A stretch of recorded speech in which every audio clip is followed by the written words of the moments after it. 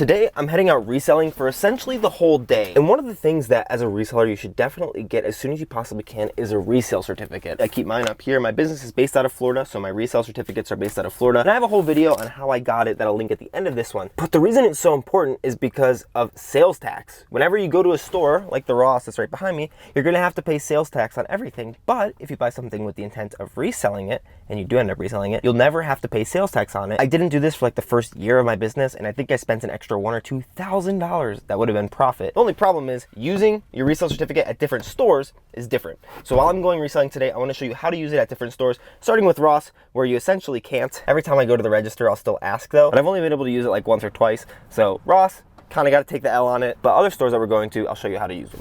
All right, so we just got to TJ Maxx, so we should probably talk about how their stuff works. And honestly, TJ Maxx is pretty similar to how it's gonna happen at most stores when you're getting your tax exemption there. And they do have a system, which I am in now, but essentially the first time you go, you're just gonna need your tax exempt form and then your ID. You'll say, hey, do you guys take tax exempt, blah, blah, blah, I'm buying this tax exempt. And they'll just put you into a system using your ID as well as your tax exempt form. And then when you go back in, sometimes I'll give them my tax exempt, sometimes I'll just give them my license, just whatever they ask me, say, hey, I'm buying this tax exempt, what do you need from me? I always have a bunch of sheets of my tax exempt resale certificate so that I can give it to them. This is how it works at Marshall's as well, but TJ Maxx, or TJX, owns TJ Maxx, Marshall's, and Sierra. I guess Home Goods too, but I never really just resell Home Goods. But Sierra Trading Post, you actually need to get your resale certificate approved online before you go to the store.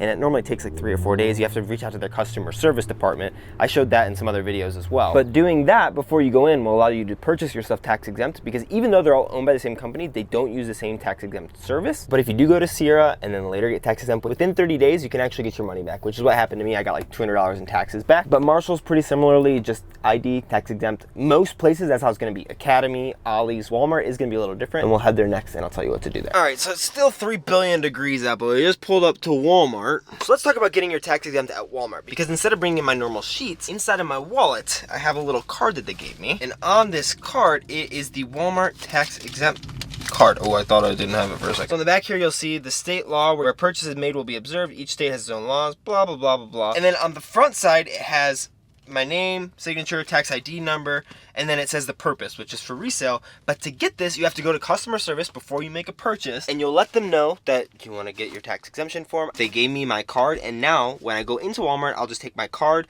I don't even think I really need my ID. I just show them that at the beginning of the transaction, but you can't use self-checkout. You have to actually go into the line, and you'll be able to get stuff tax exempt for resale purposes. So those are the main ways that you'll do it at stores. As I go to new stores that I haven't tried before, let me know which ones I should.